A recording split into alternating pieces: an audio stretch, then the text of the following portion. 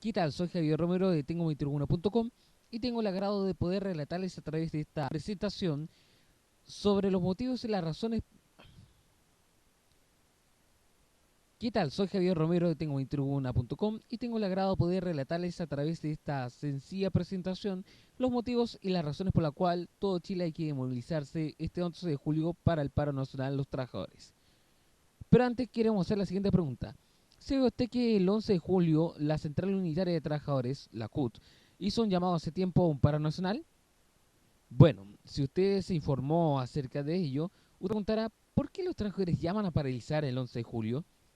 Bueno, para empezar vamos a citar al economista Jacobo Chatán, que señala que hay elementos en la estructura de poder en Chile y en el esquema de funcionamiento de la economía nacional que determinan que los beneficios siempre se van acumulando en forma mayoritaria y progresiva a los estratos más ricos de la población.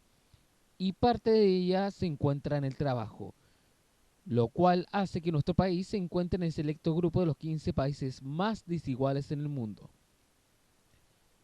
Pero usted se preguntará cómo se comenzó y se llegó a llegar a toda esta conclusión. Bueno, hagamos un poco de historia. 40 años atrás, tras el golpe de Estado, se hicieron profundas reformas laborales, y estas se produjeron en función de expandir las reformas económicas neoliberales, que esto quiere decir en un sistema cuya función se basa en la del mercado por sobre el bienestar de los trabajadores. Algunas de las características fueron la represión de los sindicatos, la eliminación de la negociación colectiva y el derecho a huelga. Otro dato importante a mencionar ocurrió en 1979 con la reforma laboral, la cual se estableció la facultad de que los empleadores, jefes o patrones, despidieran trabajadores sin expresión de causa o motivo aparente. Las huelgas de estar prohibidas pasaron a limitarse a solo 60 días, y a partir de esos 60 días los empleadores podían reemplazar a los trabajadores que estaban en huelgas por otros a contrata, para no perder obviamente el desarrollo y el crecimiento de sus empresas. Y esto en resumen se puede consolidar de que hay cuatro procesos que transformaron completamente la estructura del empleo. Y estos se relacionan entre sí tales como la privatización, la terciarización, la informalización y la precarización del empleo. Otro dato importante se remonta a la llegada a la democracia, en la cual se contaron los trabajadores con tres hitos en la que se ha intentado mejorar sus situaciones. En 1991 se incrementaron los costos de los despidos. 10 años después se introdujeron una serie de reformas laborales y 6 años después se estableció la ley de subcontratación. Esto, sin embargo, lo que ocurrió es que ninguna de ellas protegió el empleo de forma real o en forma profunda. También hay que considerar que, de acuerdo a la Fundación Sol, estos solo fueron cambios legislativos de baja intensidad que no lograron corregir los problemas endémicos de desigualdad y desprotección en el trabajo asalariado, ni abrió espacios para lograr acuerdos laborales entre empresas y trabajadores.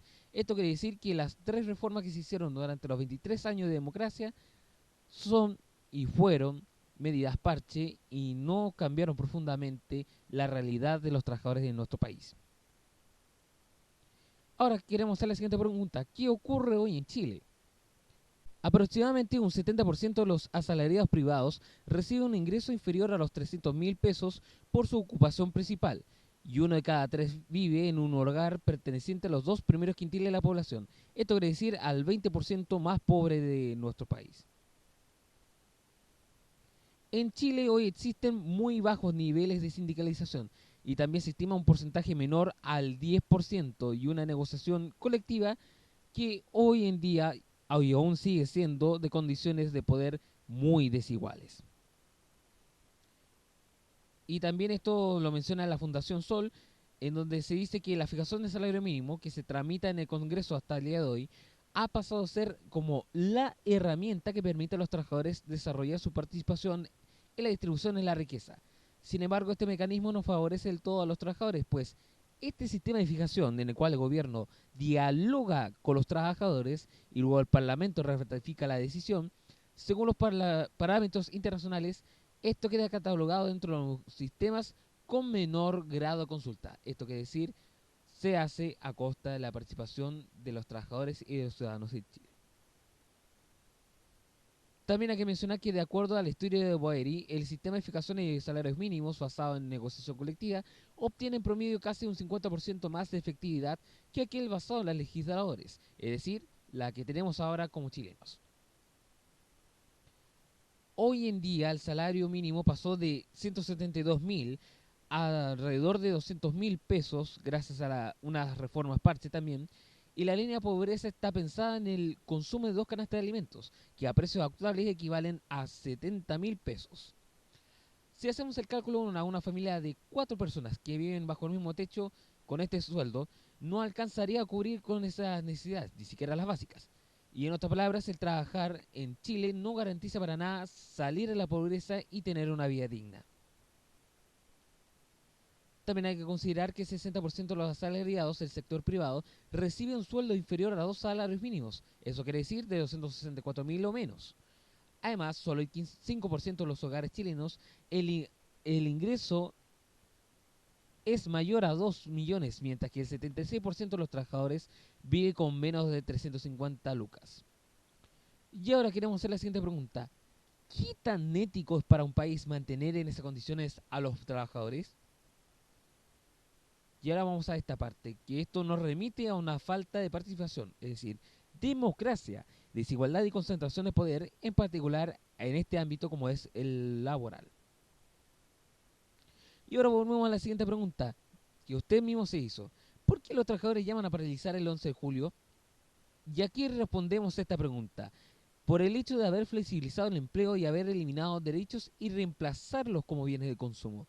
Y esto ha generado, por un lado, una increíble acumulación de riqueza, pero por otro lado se ha deteriorado la calidad de vida o la vida digna de más de la población del país. Además, por una cuestión más histórica, el 11 de julio de 1971 fue el día en que el presidente Salvador Allende nacionalizó allá en un acto en la plaza de Rancagua el cobre como recurso natural de todos los chilenos, o considerado el sueldo de Chile. El día 11 de julio, a partir de ese momento, fue llamado como el Día de la Dignidad Nacional, de la cual fue obviamente derogada una vez más por el golpe de Estado y por la dictadura. Y ahora vamos a hacer la última parte. ¿Qué demandan los trabajadores y trabajadoras? Bueno, que se deba poner en el centro nuevamente al trabajo y a los trabajadores a la hora de hacer cambios estructurales al modelo de desarrollo, al igual que como lo hacen los estudiantes, los pescadores, los portuarios y los demás movimientos sociales que hoy día, hasta el día de hoy, se sumaron y se plegaron también al paro nacional. Además, y como lo señalamos anteriormente, es necesario que los trabajadores recuperen su derecho a negociar de manera colectiva sus salarios o sus sueldos, fortalecer la actividad sindical y mejorar el salario mínimo. En simples palabras, el paro del 11 está en primer lugar, por un nuevo código de trabajo, construido en democracia y con participación de los trabajadores y trabajadoras, y que ésta fortalezca la negociación colectiva y el derecho a sindicalizarse. Otro punto importante está en la dirección del trabajo, que ésta sea una herramienta del Estado para defender de los abusos y arbitrariedades de los trabajadores, y no que ésta sea una instancia de mediación frente a los conflictos que favorezcan a los empleadores.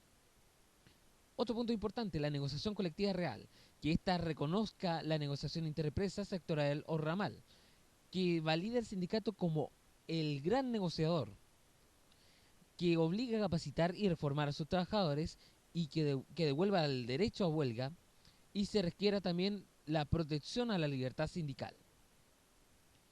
Pero además, obviamente, como se mencionó anteriormente, se han sumado distintos movimientos sociales. Se, se pedirá dentro de la manifestación a este paro nacional la reforma tributaria, es decir, el cambio de los impuestos, tanto para nosotros como personas comunes y corrientes, como también para esa clase de élite que paga poco o evade impuestos. El fin de la AFP para que los ancianos, para que nosotros como personas, como trabajadores y también como adultos mayores podamos gozar de una pensión y una vejez digna. Una nueva constitución para Chile para que podamos volver a eliminar la constitución de 1980 y tomar una nueva forma como país. Desde abajo, desde la ciudadanía y desde los trabajadores.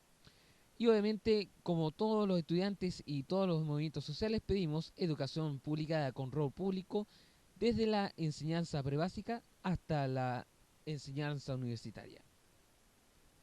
Bueno, ya lo sabes, el 11 de julio los estudiantes, los trabajadores y también los diversos sectores tenemos que avanzar en la construcción de un nuevo Chile. Así que hay que unirse a paro y esto es toda la información. Y agradecemos a Vocalidad de Bienestar y a los sindicatos de la Universidad de Concepción por facilitar esta información. Soy Javier Romero Tapia de Tengo mi Tribuna y esto ha sido esta presentación explicativa sobre el llamado a paro del 11 de julio. Muchas gracias y hasta luego.